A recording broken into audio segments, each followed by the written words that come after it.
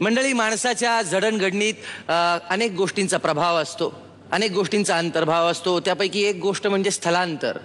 मूळचे सातपुडा भागातले आदिवासी स्थलांतर करून गेले गुजरात आणि राजस्थानच्या बॉर्डरवर आणि तिथे राठवा आदिवासी जमात स्थापित झाली. त्यांचंच होळी नृत्य घेऊन येत आहेत मुंबईचा भैरी भवानी आर्ट्स ग्रुप. जोरदार टाळ्यांनी स्वागत करूया.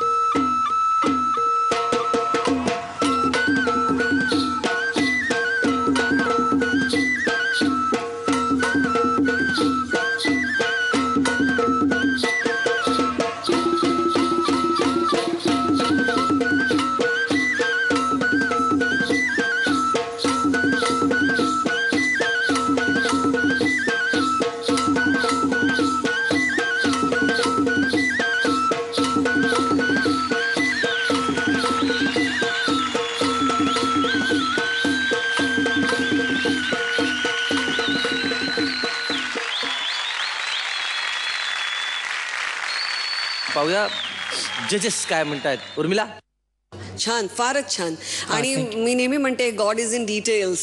त्यामुळे ह्यांचा जो तो सगळा मेकअप, ते सगळे हे, आणि सगळ्यात मला काय आवडलं असेल ना ते ती जी हसते ना, ते असं ती अशी वरती पण उभी राहून म्हटलं आता वाटतं बापरे आता ही उभी राहणार आहे की काय, आता हे काय होणार आहे. आणि मग ती खालची पण मुलगी उभी राहिली, ही वरची पण मुलगी, आणि त्याच्यानंतर ते असं स्माईल की ते स्माईलच सगळं. एक तर तो एक हायलाईट होता. आणि दुसरा एक सॉलिड हायलाईट म्हणजे त्या मुलानं कमरेला बांधलंय ना ते, आणि ते असं त्या हिप स्टेप्स करताना ते असं जे काय वाचतं ना, खूपच मजा येते त्याने. म्हणजे ती मुलं असं ते अशी हिप मुवमेंट, मला वाटतं सगळ्या हिरोईनींना कमरेवर हे बांधलं पाहिजे, म्हणजे बरोबर हिप मुवमेंट परफेक्ट होईल.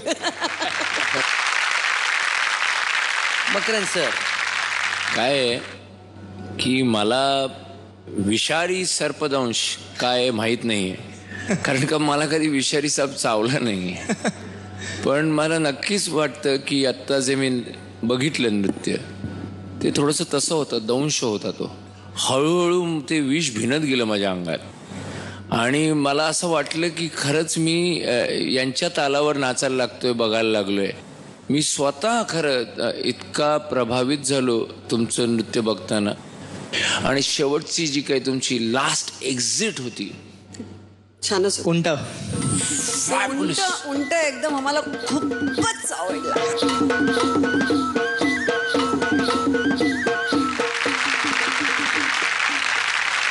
मला मात्र या मुलींना बघून मला मधुमधीतल्या वैजयंती मालाची आठवण होते. त्याच्यातही आहेच की ते एक अशाच प्रकारच्या स्टेप्स आहेत त्याच्यामध्ये आणि अशाच प्रकारचं गाणं आहे. कुठलं सांगा. जुलमी नाही ना. नाही नाही मग दया रे डस्क पापी बिछुआ. त्यामुळे दया रे डस्क ये भी पापी बिछुआ. वा पापी बिछुआ वा. आणि आता त्या तुमच्या उंटाला त्या बिछुआला किती पदकं मिळतात ते पाहूया. उर्मिला 9 पदकं. 9 पदकं दिलेली आहेत. मकरंद सर 10. 10 पैकी. Thanks a lot sir.